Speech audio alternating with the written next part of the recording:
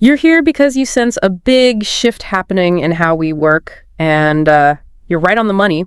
Today, we're diving deep into how companies are preparing for a significant transformation coming in 2025. And the main driver, artificial intelligence, or AI. Absolutely. And for this exploration, we've gathered some really insightful material.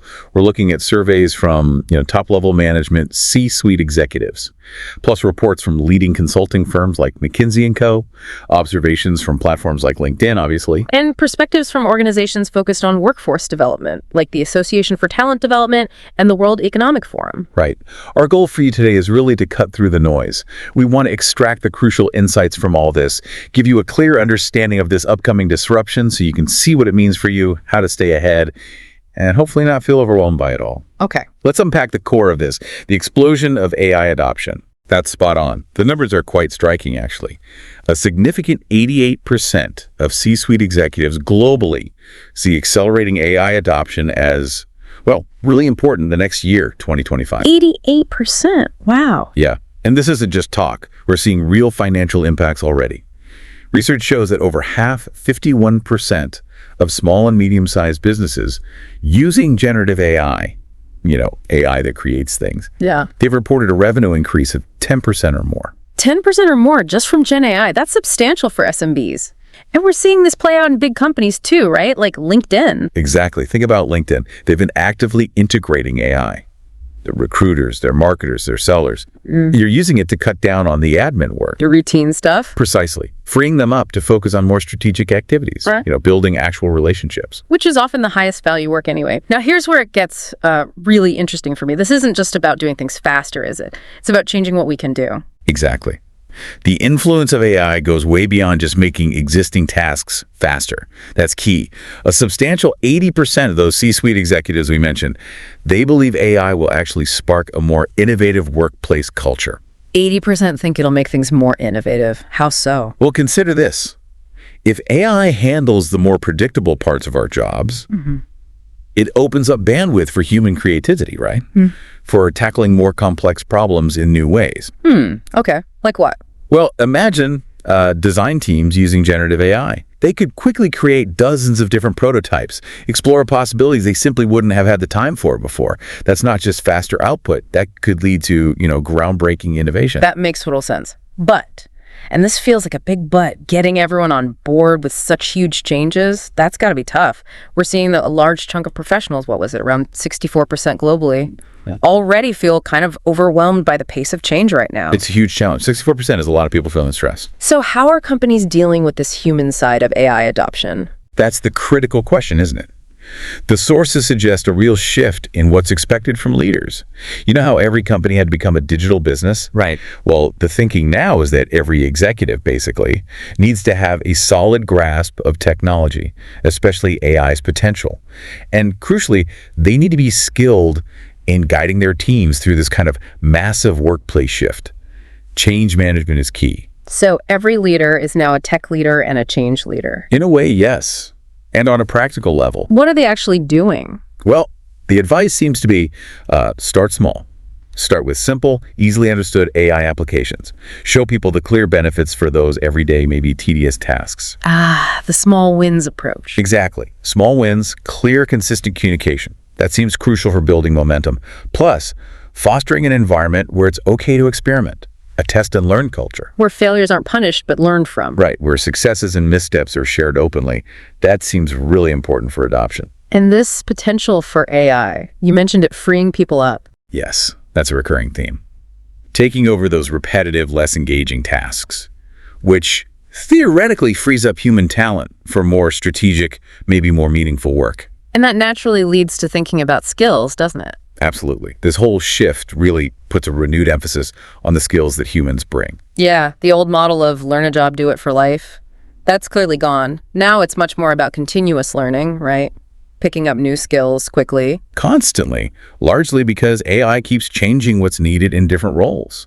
And that's why these upskilling and reskilling programs within companies are becoming so vital. Are companies putting their money where their mouth is on that? It looks like it. Our sources show that 37% of C-suite execs globally plan to invest in L&D, learning and development, specifically for AI tools in 2025.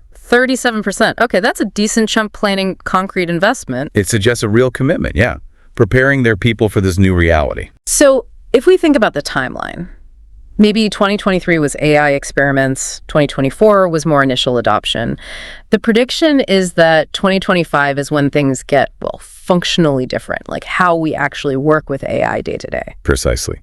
Moving beyond just having the tools available to really integrating them into our core processes, making them part of the workflow. Okay, so not just a separate app you might use, but built into the systems you already use. Exactly. That integration is seen as key. If it's seamless, people are more likely to use it, and the goal is still freeing up time for those higher value activities. Like product innovation, stronger customer relationships, that kind of thing. That's the idea. Okay, this brings us to something really interesting highlighted in the McKinsey research. Tech skill coaching. What's that about? Yeah, this is fascinating. McKinsey found that a coaching approach for tech upskilling, it gets significantly better results. Better than just, say, online courses. Apparently so. We're talking increased knowledge retention, improved productivity. The key seems to be that it's not learning in a vacuum. It's applying the learning.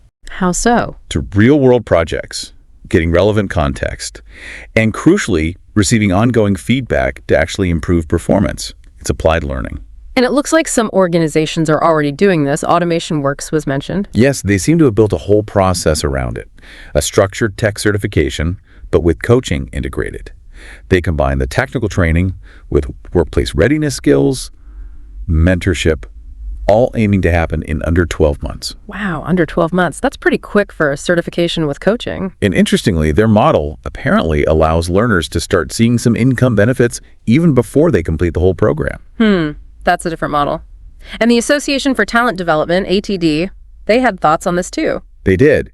ATD emphasized how this coaching approach helps people understand how to use their knowledge in real situations. It helps them adapt as tech keeps changing, which it always does. And importantly, it builds confidence in actually using these sometimes complex tools. Right, it's less passive learning, more active doing and problem solving. Exactly. And if you connect this to the bigger picture, the World Economic Forum also highlights this kind of coaching. They see it as essential for developing the digital and technical capabilities we need for, today's innovation-driven economy. So it's not just about learning one specific software program. No, it's about developing a deeper understanding and the ability to apply that knowledge effectively wherever it's needed. Adaptability. And the results. Are there stats on whether this coaching approach actually works? Oh yeah, the numbers are quite compelling. IBM reported a 58% employee retention rate tied to tech skill coaching. 58% retention, that's huge. It is. LinkedIn Learning found a 10-fold ROI on their training programs that used coaching. 10x ROI. And Workday noted a 2.5 times higher promotion rate for employees who got this kind of coaching. 2.5 times more likely to get promoted. Plus, there's the softer stuff, increased enthusiasm, which companies link to better revenue and profitability down the line. It really does sound like a powerful strategy, that combination of learning and guided application. It certainly points that way. This personalized applied method seems very effective. Now, let's shift gears slightly. There's another important angle from the PwC CEO survey. Right, this was the big global one, over 4,700 CEOs. That's the one. It gives us a good pulse on what top leadership is thinking, especially about generative AI. And what did they find regarding Gen AI? Well, a significant chunk, 1/3 of these CEOs said Gen AI already increased their company's revenue and profitability in the past year. Already seeing top and bottom line impact. Yes, and looking ahead, half of them expect their ongoing investments in Gen AI to boost profits even further in the coming year. So there's clear belief in the financial upside at the very top. Definitely. What? But there's a catch. Oh, what's a catch? Trust. The survey highlighted that trust remains a really significant hurdle to wider adoption of generative AI. Ah, trust. That makes sense. Concerns about accuracy, bias, security, maybe? Exactly. All of those things likely play into it. So the potential is seen, but building that trust is still a major piece of the puzzle. Okay, so to kind of wrap this all up for our listener, it seems pretty clear that 2025 is shaping up to be a really pivotal year. Not just more AI adoption, but a fundamental change in how we work with it. Yeah, a functional shift. Right. And navigating that requires more than just new tech. It needs that strategic focus on upskilling, effective change management. And building that confidence and trust you just mentioned. The potential for AI to boost productivity, drive innovation, it's definitely there. Absolutely. But what really came through in our deep dive is how crucial these human-centered strategies are. Things like tech skill coaching. It's about empowering people, right? Yeah. Helping them not just cope with these changes, but actually thrive. Makes sense. So on that note, here's maybe a final thought for you, the listener.